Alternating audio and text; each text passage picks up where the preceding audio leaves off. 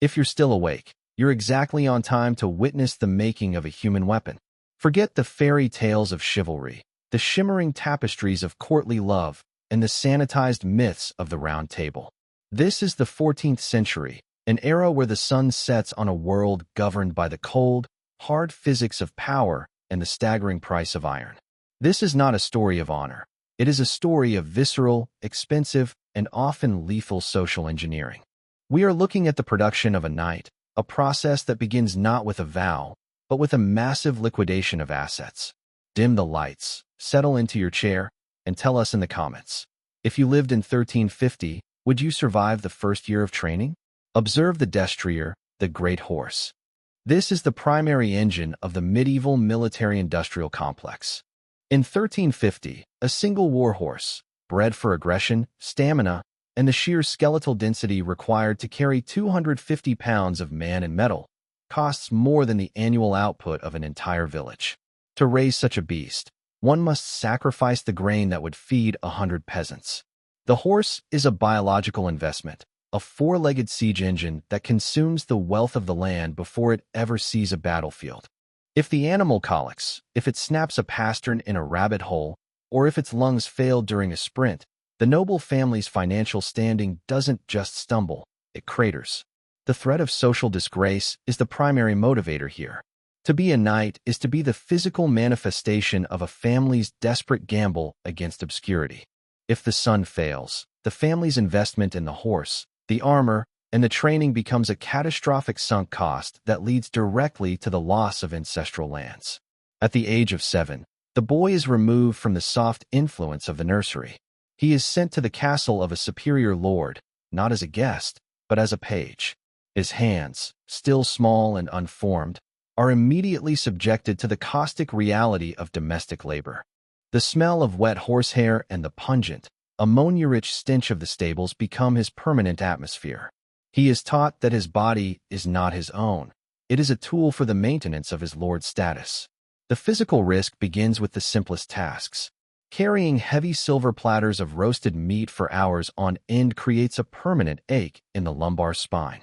Standing perfectly still in a drafty great hall, regardless of the freezing temperatures that turn his breath into a white mist, is the first lesson in the suppression of the self. The sensory details are sharp and unforgiving. The boy's hands are perpetually stained with the soot of the hearth and the grease of the kitchen. He must learn the business of the household, not through study, but through the rhythm of service. The weight of the world is literal. He carries buckets of water that weigh half as much as he does, the wooden yokes digging deep grooves into his developing shoulders. He learns the sound of the castle, the rhythmic clang of the armorer's hammer, the screaming of the hawks in the mews, and the constant, dull roar of the wind through the battlements. There is no room for weakness. A page who cries is a page who is degraded, a term that implies a total stripping of noble identity. To be degraded is to be cast out into a world where you have no trade, no land, and no future. You are a walking ghost of a dead ambition. As the first winter settles into the stone walls, the boy's training shifts from the domestic to the martial. The first call to the wrestling pits has been issued, and the ground is already turning into a slurry of freezing mud and jagged flint. In the wrestling pits, the 14th century reality of combat is stripped of its romantic veneer. This is the page's true introduction to the mechanics of the human frame. The goal is not to play, but to understand the leverage required to snap a limb or collapse a windpipe. The boy is thrown into the mud with older, heavier squires. The taste of iron is constant. It is the blood from a split lip, the grit of the dirt, and the metallic tang of fear that rises in the back of the throat. Observe the way the instructor, a scarred veteran whose joints click like dry wood, manipulates the boy's arm. He is teaching the science of the clinch. In a world of plate armor, the sword is often useless. The battle is won by the man who can force his opponent to the ground and find the gap in the visor with a dagger. The physical toll is immense. Before the age of 10, the page has likely suffered a dozen minor fractures. The cartilage in his knees begins to thicken, a biological response to the repetitive trauma of being slammed into the earth. The ligaments in his shoulders are stretched and torn until they heal with a density that restricts his range of motion, but increases his stability under a load. This is bone-breaking labor disguised as education. The boy's hands are no longer soft. The skin has been scoured by lye and sand until it resembles the leather of a discarded boot. The smell of the pits is a mixture of damp earth, sour sweat, and the rancid fat used to grease the bodies of the older wrestlers to make them harder to grip. The threat of permanent maiming is a daily companion. A misplaced foot, a sudden twist of the neck, or a fall onto a buried stone can end a career before the boy even sees a real sword. If he is crippled, he is useless to his family. He becomes a mouth to feed without a hand to fight. The financial stakes of the 1350s do not allow for compassion toward the broken. He must be functional, or he must be gone. The avoidance of degradation is the only prize. He learns to suppress the urge to scream when a finger is stepped on by a heavy boot. He learns that the human body is a collection of pulleys and levers, and that his job is to become the most efficient operator of those levers. As the sun dips below the jagged line of the castle's outer wall, the boy is given his first waster. This is a practice sword made of heavy, dense oak, weighted with lead inserts to exceed the weight of a real arming sword. It is not a toy. It is a weight training device designed to tear and rebuild the muscle fibers of the forearm and upper back. He is marched to the pell, a thick, vertical wooden post driven deep into the courtyard floor. For 3 hours, he will strike the post. Every impact sends a jarring vibration through his radius and ulna, a shock wave that rattles his teeth and bruises the periosteum of his bones. He strikes high, low, left, and right. The rhythm is relentless. Thud, thud, thud. The sound of splintering wood is the soundtrack of his transition from a child to a squire. But the training is about to take a darker turn. A messenger has arrived with news of a border raid, and the Lord's household is being mobilized. The boy will not be fighting, but he will be watching the reality of what happens when the waster is replaced by steel. The transition from the wrestling pit to the pell marks the beginning of the squire's true physical transformation. He is now 12, and his body is being reshaped into a specialized tool. The weight of the wooden waster has done its work. His forearms are corded with muscle, and his grip is strong enough to crush the windpipe of a smaller animal. But the pell offers no mercy. Observe the technique. The squire must strike the post with the full weight of his body behind the blow, focusing the energy on a single point of impact.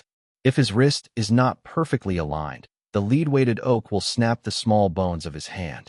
There is no room for error in the physics of violence. The sensory experience of the pell is one of repetitive trauma. The vibration of the wood against wood travels up the arm, into the shoulder, and settles in the base of the skull.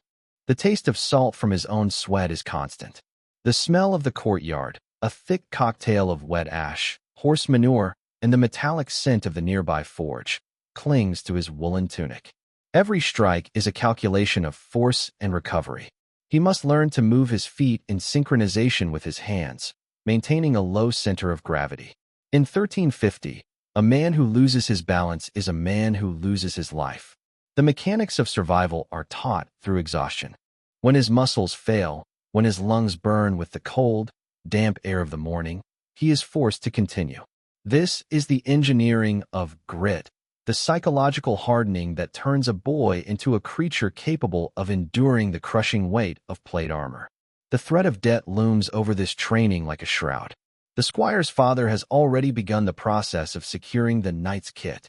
This is not a simple purchase. It is a financial nightmare. A suit of custom-fitted plate armor, a collection of high-quality swords, and a string of warhorses require the equivalent of millions in modern currency. Most noble families of this period are technically insolvent, living on the thin margin between a successful harvest and the predatory interest of urban moneylenders.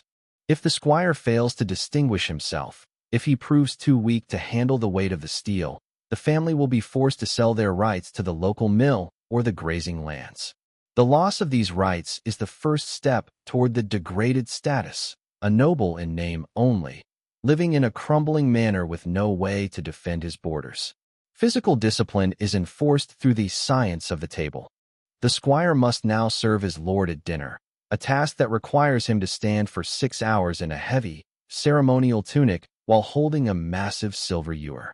If he spills a drop of wine, If he flinches as a hunting dog snaps at his heels, he is punished with a backhanded strike that can loosen teeth. This is the training of the nerves. He is being taught to remain calm in an environment of chaos. As the feast reaches its height, the Lord announces a passage of arms, a formal training exercise that will involve real horses and blunt lances. For the first time, the squire will be mounted, and the stakes will move from the wooden post to the heavy, unpredictable reality of the Destrier. Mounting the Destrier for the first time is a revelation of pure, unadulterated power. This horse is not a companion. It is a weapon system with a mind of its own. It stands 16 hands high, a mass of twitching muscle and aggression. The smell of the horse is overwhelming, hot, oily, and thick with the scent of fermented oats and urine. The squire must learn to control this half-ton animal using only his knees and the shift of his weight. In 1350, the hands are for the weapon, the legs are for the horse. This is the calculus of the charge, a complex interplay of kinetic energy and balance. The physical sensation of the gallop is a violent, rhythmic pounding that compresses the spine. Each stride of the Destrier sends a shock through the squire's pelvis, a repetitive force that, over time, will fuse the lower vertebrae into a single, inflexible column of bone. He must learn to sit, the horse, absorbing the impact with his core muscles while keeping his upper body perfectly still. He is handed a 12-foot ashwood lance. It is heavy, cumbersome, and top-heavy. He must tuck it under his arm and aim the tip at a quinton, a rotating wooden target on a pivot with a heavy sandbag on the other end. If he strikes the target but fails to maintain his speed, the sandbag will swing around and knock him from the saddle. Falling in the 14th century is not just an embarrassment, it is a lethal hazard. The weight of the padded gambeson and the height of the saddle mean that a fall can easily result in a snapped neck or a shattered femur. Observe the mechanics of the impact. When the lance strikes the quinton, the force is transferred directly back through the squire's arm and into his chest. If he does not lock his joints correctly, the lance will shatter his shoulder or drive the butt end through his own ribs. He learns to brace against the high cantle of the saddle, using the horse's momentum as a force multiplier. This is the high-stakes gamble of noble life. A single successful charge can win a battle and bring a fortune in ransoms. A single mistake results in a broken body and a ruined family name. There is no middle ground. The sound of the lists is a cacophony of splintering wood and the heavy, wet thud of hooves on turf. The taste of dust is thick in the squire's mouth, mixing with the salt of his sweat. He is perpetually bruised, his inner thighs raw and bleeding from the friction of the leather saddle. He uses rancid fat to treat the abrasions, the smell of the grease mixing with the scent of his own healing wounds. The threat of social disgrace is reinforced by the jeers of the older knights who watch the training. They are looking for the softness that will lead to death in the field. But there is no time for reflection. The king's heralds have arrived, and the order for a general muster has been issued. The training is over. The squire must now accompany his lord to a real mobilization, and the first taste of a real skirmish is only a 3-day march away. The mobilization is not a parade. It is a logistical and financial nightmare. The squire's primary responsibility is the maintenance of his lord's kit. This is a collection of steel plates, leather straps, and mail links that must be kept in a state of perfect functionality. If a single rivet is loose, if a leather strap is frayed, the armor becomes a death trap. Observe the way the pauldron, the shoulder piece, is riveted. If the alignment is off by a fraction of an inch, a French arrow finds the armpit. There is no room for error in the maintenance of this steel skin.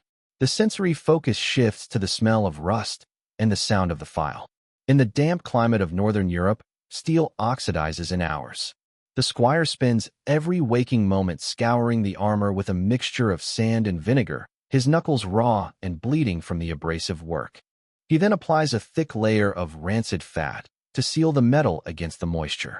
The smell is sickening, a sweet, rotting stench that clings to his hair and skin. He learns the sound of the armor. A healthy suit of plate has a crisp, metallic ring. A suit with a hidden crack sounds dull and flat. He must find these cracks before the enemy's mace does. The physical toll of the march is different from the training yard. The squire must walk or ride for 10 hours a day, burdened with the lord's spare weapons and his own gear. The weight is constant. The padded gambeson, the thick, quilted undercoat, is a breeding ground for lice and fungal infections. The sting of the insects and the itch of the damp wool are a permanent distraction. He must learn to ignore his own body to serve the steel. The great horse requires constant attention. Its hooves must be picked, its coat brushed to prevent saddle sores, and its caloric intake monitored. If the horse fails, the knight is a pedestrian, and a pedestrian knight is a dead man. The financial pressure is palpable. Every broken strap, every lost horseshoe, and every dented plate is a cost that must be accounted for. The squire hears his lord arguing with the camp followers over the price of charcoal for the portable forge. There is no glory in the logistics of war, only the crushing weight of debt and the fear of failure. The threat of permanent maiming is no longer a theoretical risk of the practice yard. It is a looming reality. As the army approaches the border, the smell of burning villages begins to drift on the wind. This is the first taste of a real skirmish. The squire must prepare the lord for battle, his hands shaking as he tightens the final straps on the greaves. The sound of the enemy's horns is growing louder, and the first real blood of his life is about to be spilled. The first skirmish is not a choreographed battle. It is a chaotic, sensory assault of mud, noise, and the smell of internal organs. The squire's role is to stay behind the lord, holding a spare lance and a second horse. He is a spectator to the mechanics of slaughter. Observe the way the lance hits the target. In 1350, a successful charge is a matter of pure physics. Mass times velocity equals a hole through a human chest. The sound of the impact is a wet, heavy thwack, followed by the high-pitched scream of a wounded horse. There is no music here, only the rhythmic thud of the destriers and the frantic shouting of men who cannot see through their visors. The squire's hands tremble as he grips the spare lance, the cold iron biting into his raw palms. He must move through the carnage, avoiding the killing zones where the infantry's pikes are leveled. The taste of iron is back, but this time it is the smell of blood, thick, metallic, and warm, that hangs in the humid air. He sees a knight dragged from his horse. The weight of 50 pounds of steel makes the man as helpless as a turtle on its back. The infantry move in with misericords, thin daggers designed to slip through the vision slit or the armpit. This is the reality of the gamble. The expensive armor that protects against the sword is a prison when the horse is killed. Physical survival in the skirmish depends on the squire's ability to keep the lord mounted. When the lord's horse is hamstrung by a peasant with a billhook, the squire must ride into the melee, leap from his own saddle, and provide his horse to the lord. This is a moment of extreme physical risk. On the ground, the squire is vulnerable to every blade and club. He must use his wrestling pit training to keep his feet in the churned earth, which is now a slurry of blood and mud. The sound of splintering wood is constant as lances shatter against shields. He feels the heat from a nearby burning cart, the smoke stinging his eyes and making it impossible to breathe. The motive here is simple. If the lord is captured, the ransom will ruin the estate. If the lord is killed, the squire's future vanishes. He fights for his own inheritance as much as for his lord's life. He manages to pull his lord back into the saddle, his muscles screaming from the effort of lifting an armored man while his own feet slip in the gore. As the enemy retreats, the squire is left with the aftermath. He must strip the armor from the dead, his fingers slick with blood as he unbuckles the cold steel. The knight's kit is too valuable to leave on the field. Every piece recovered is a reduction in the family's debt. But the day is not over. A king's messenger has arrived with a summons for a full muster at the capital. The accolade, the official transition to knighthood, is being accelerated. The squire is about to enter the most expensive and dangerous phase of his life. The accolade is often depicted as a religious ceremony of prayer and light. In the 14th century, it is a legal and financial transformation that turns a man into a piece of state property. It is the closing of a contract. The squire has survived the physical breaking and the first blood of the skirmish. Now he must face the knight's kit. This is the moment where the crushing weight of debt becomes a formal reality. To be dubbed is to accept the responsibility for thousands of gold pieces in equipment. Observe the preparation. The ritual bath is not for cleanliness. It is a symbolic purging before the body is encased in its permanent metal shell. The sensory moment is the coldness of the water in a drafty chapel, the smell of incense mixing with the ever-present scent of wet horsehair from the stables outside. The squire's skin is a map of his training, scars from the pell, the thickened cartilage of his knees, and the purple hematomas from the recent skirmish. He sits in the dark for a vigil, but he is not praying for his soul. He is contemplating the mathematics of his survival. He knows the interest rates of the moneylenders in the city. He knows that his father has mortgaged the timber rights of their northern woods to pay for the suit of plate that sits on the altar. The dubbing itself is a physical shock. The kali, the blow to the neck or shoulder, is not a gentle tap. It is a violent strike delivered with the flat of a sword or a heavy hand. It is the last blow the knight is allowed to receive without returning. The sound of the strike rings in his ears, a sharp, metallic note that signals his new status. He is no longer a person. He is a knight, a legal entity with the right to kill and the obligation to die. He feels the weight of the full plate for the first time as a peer. It is 50 pounds of articulated steel distributed across his frame. The armor bite, the points where the metal grinds against the bone, is immediate. The pauldrons press down on his trapezius muscles. The greaves pinch his Achilles tendons. The financial motive is now his primary driver. He must find a way to pay off the kit. He is a human weapon in search of a payday. The only way to recoup the investment is through the business of war, ransoms, loot, and the seizure of enemy horses. The threat of social disgrace remains. A knight who cannot afford his equipment is degraded, and his armor is broken over his head in public. This is the ultimate shame.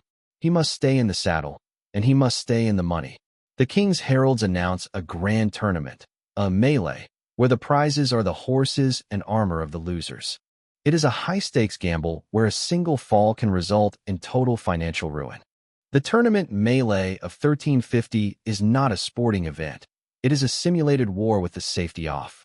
It is a marketplace for violence. Hundreds of knights are packed into a fenced list, divided into two teams. The goal is simple: capture your opponent and take his horse and his kit. This is the business of the knightly class. Observe the density of the crowd. The sound is a rolling thunder of hooves and the screaming of metal on metal. There is no room for the chivalric duel. It is a crushing mass of horses where men are smothered by the weight of the crowd. The physical sensation is one of extreme claustrophobia and heat. Inside the closed helm, the temperature rises to over 100 degrees. The smell of his own breath, trapped by the steel, becomes a humid fog. He can only see through a narrow horizontal slit, a 2-inch window into a world of chaos. The taste of salt is overwhelming as sweat pours into his eyes. He must rely on his great horse to create space. He uses the horse's chest to knock aside a smaller palfrey, the impact jarring his entire skeletal structure. He feels the armor bite, intensifying. The sweat-soaked padding of his gambeson is now grinding against his skin like sandpaper. The technical nightmare of the melee is the risk of equipment seizure. If he is unhorsed, he is out of the game. He sees a fellow knight pulled down by 3 opponents. They don't want his life, they want his ransom.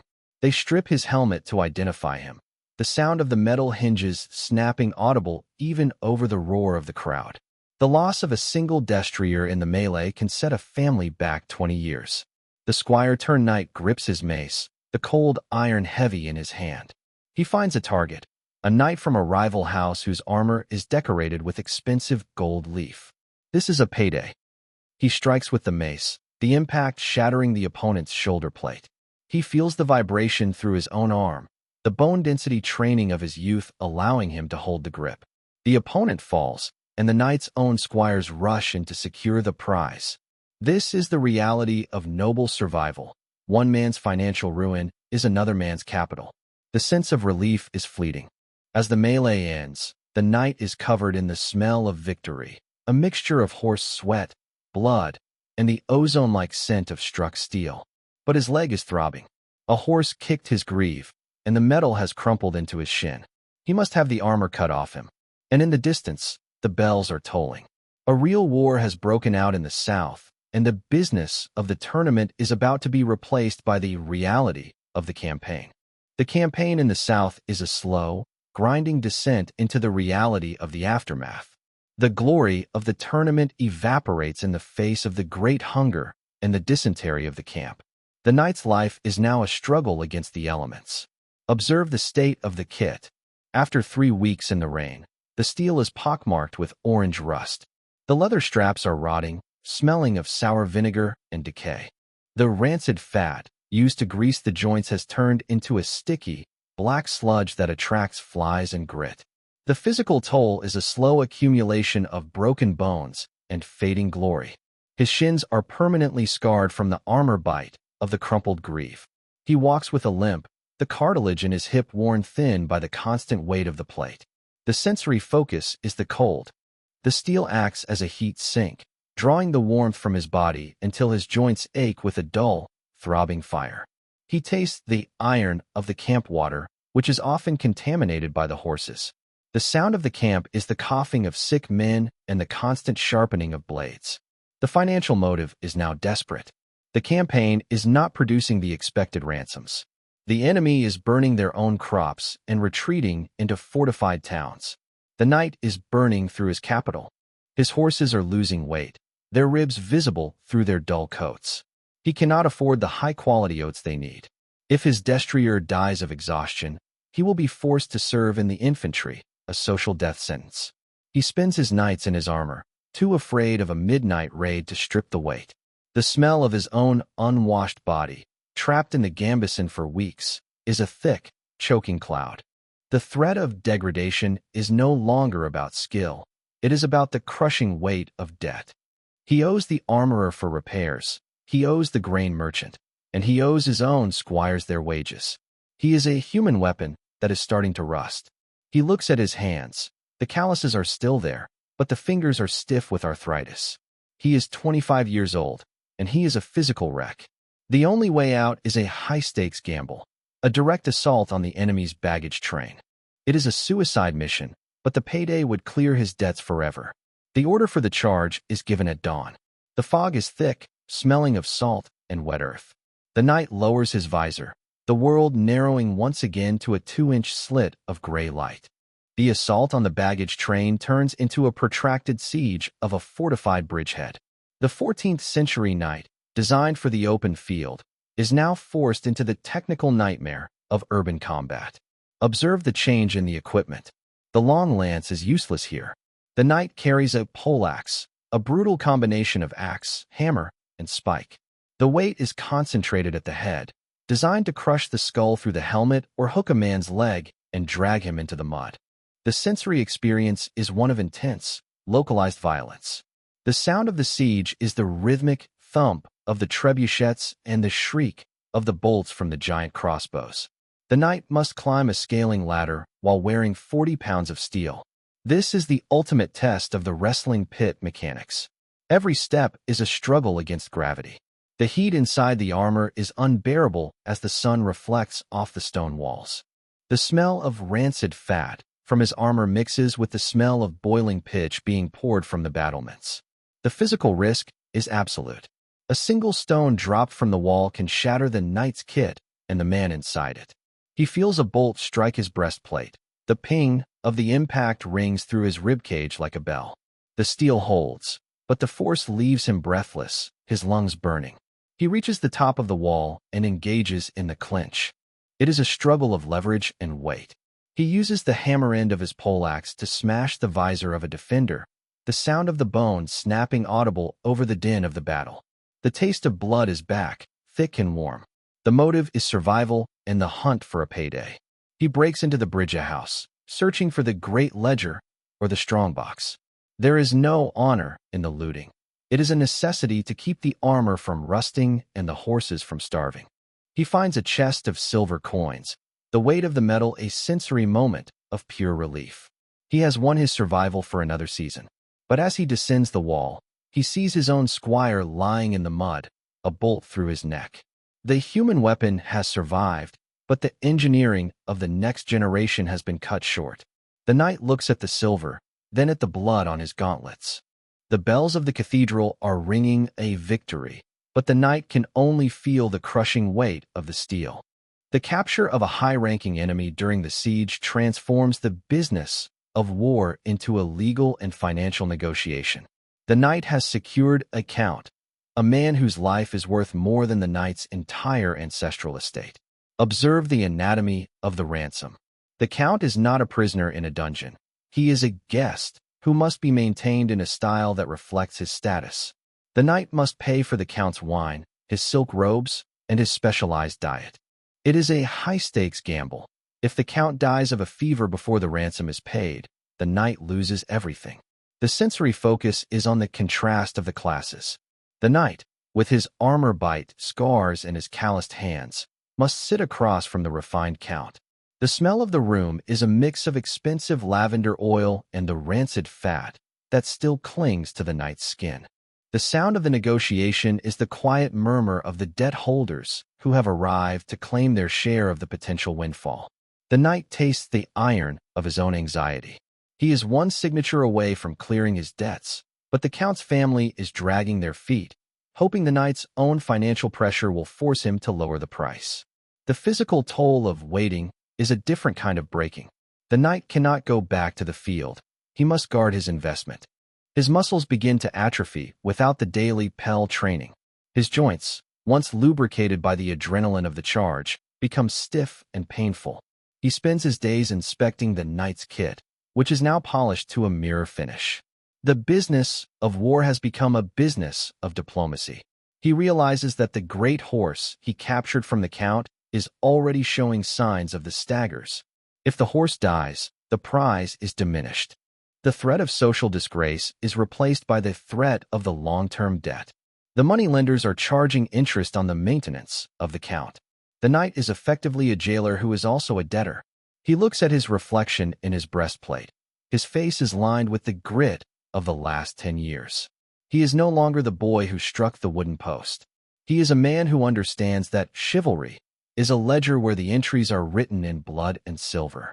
The news finally arrives. The ransom has been cleared. The silver is on its way. But with the money comes a king's summons for a new campaign in the north. The cycle of the human weapon begins again. The knight returns to his manor with the ransom money, but the glory is nowhere to be found.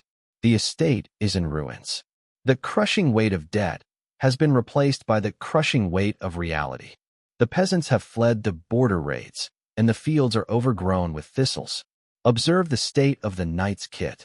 It is the only thing of value left. He hangs the armor in the great hall, where the dampness of the stone immediately begins the oxidation process. The physical sensation is one of permanent maiming. His left arm, broken in the melee and never properly set, is 3 inches shorter than the right. His bone-breaking labor has left him with chronic pain that makes sleep impossible. He tastes the iron of the cheap ale he now drinks to dull the ache. The sound of the manor is the silence of an empty house. The great horse, the one he spent his fortune on, is old and blind in one eye. It stands in the stable, a fading glory of the weapon system it once was. The financial motive for his life has shifted to survival in the peace. He must sell the prize horses he captured to pay for the roof of the manor. He realizes that he was never a hero. He was an engine of extraction for a system that no longer needs him. The business of war has moved on to mercenary companies and longbowmen. The knight's path has led him to a dead end. He looks at his armor-bite scars. They are the only medals he truly owns. The forward pull is the constant hunt for a payday. He hears rumors of a free company forming in the east, a band of landless knights who live by the mechanics of power without the pretense of loyalty. He looks at his rusted helm. He cannot afford the sand and vinegar to clean it, but he can still lift the mace. The grit of his youth is now the bitterness of his age. He decides to leave the manor and join the scavengers. The knight's path is not over. It has just become the scavenger's reality. He mounts his one-eyed horse and rides into the fog, the sound of splintering wood still ringing in his memory. Joining the free company is the final stage of the knight's degradation. This is the business of war stripped of all social veneers. There is no lord to serve, only the contract. The 14th century knight is now a human weapon for hire, a component in a mobile, predatory machine. Observe the state of the equipment in the company. It is a technical nightmare of mismatched plates and looted mail. The knight's kit is no longer a symbol of status. It is a survival suit that is repaired with bits of wire and boiled leather. The sensory experience of the scavenger's life is the smell of charred ruins and the taste of stolen grain. The company moves through the countryside like a locust swarm. The sound of the free company is the rattle of the armor on the march and the screams of the villagers who are the targets of the extraction. The knight feels a permanent cold in his bones. He sleeps in his gambeson on the bare earth, the stiff joints of the morning a reminder of the bone-breaking labor of his youth. The physical risk is higher than ever. There are no ransoms here. The peasants fight back with flails and pitchforks. A mishap in the mud leads to a quick death in a ditch. He sees a fellow scavenger brought down and beaten to death with stones. The mechanics of power have turned against the armored man. The knight's great horse finally dies of exhaustion, and he is forced to steal a common beast of burden to carry his gear. He is now a pedestrian knight, the ultimate social disgrace. The forward pull is a border raid on a wealthy monastery. It is a high-stakes gamble for the last big payday. The knight knows the monastery has thick walls and armed guards, but he also knows they have the strongbox. He sharpens his rusted sword with a smooth stone, the sound of the metal a familiar, comforting note. He is 30 years old, and he is a human weapon that is almost spent.